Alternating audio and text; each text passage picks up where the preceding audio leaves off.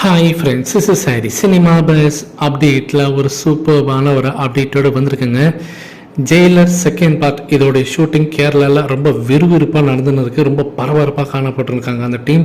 So Rajini sir அதில் கலந்துருக்காரு, நம்ம எல்லாருக்குமே தெரியும். ஸோ அந்த வீடியோஸ்லாம் இப்போ வந்து வெளியாக இருக்குது. ரஜினி சார் அந்த ரெசார்ட்லேருந்து வெளியில் வரக்கூடிய அந்த வீடியோஸ்லாம் இப்போ வெளியில் வந்துனுக்கு.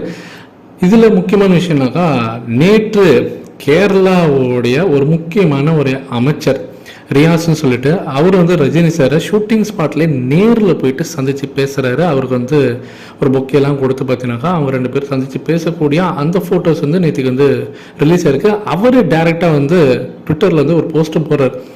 இந்தமாரி சூப்பர் ஸ்டார் ரஜினிகாந்த் அவர்கள் ஸ்டைல் மன்னனை வந்து நேரில் சந்தித்து பேசினதில் எனக்கு ரொம்பவே மகிழ்ச்சி அப்படின்ற மாரி போடுறாரு.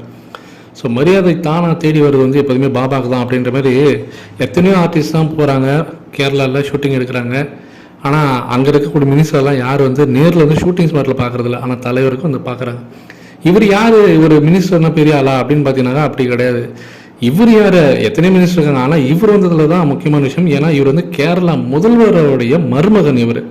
ஸோ ரியாஸ்ன்றவர் இவரும் ஒரு அமைச்சர். ஸோ அவர் வந்து நேரம் வந்து பார்க்குறாருன்னா எந்த அளவுக்கு ரஜினி சாருக்கு இந்தியா ஃபுல்லாக கான்டாக்ட் இருக்குன்றது ஜெயிலர் படத்தில் வர அதே டைலாக் அவருக்கே சொல்லுவோம். இந்தியா ஃபுல்லாக உனக்கு கான்டாக்ட் இருக்கும் சாரே, நான் அறியும் அப்படின்ற மாதிரி தான் இது.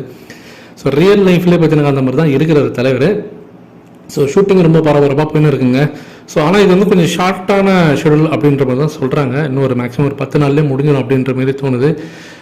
இதில் முக்கியமான விஷயம்னாக்கா, மோகன்லால் அவர்கள் வந்து கலந்துப்பார் இந்த ஷெடியூலில் அப்படின்ற மாரி தகவல் வருது. அது இல்லாமல் ஃபகத் பாசிலும் இந்த படத்தில் நடிக்கிறார். ஜெயிலில் செகண்ட் பார்ட்டில் அவரும் இருக்கிறார், அவரும் கமிட் பண்ணியிருக்காங்க அப்படின்ற மாதிரி தான் கன்ஃபர்மேஷன் கிடைக்குது. ஸோ ரெண்டு பேருமே இந்த ஷெடியூலில் இருப்பாங்க அப்படின்ற மாதிரி தகவல் வந்து இருக்குங்க. நீங்கள் எந்த அளவுக்கு இந்த கோமாக்காக எதிர்பார்த்து காத்திருக்கீங்க ஸ்க்ரீனில் அப்படின்றத மறக்காம கீழே சொல்லுங்கள் ஃப்ரெண்ட்ஸ்.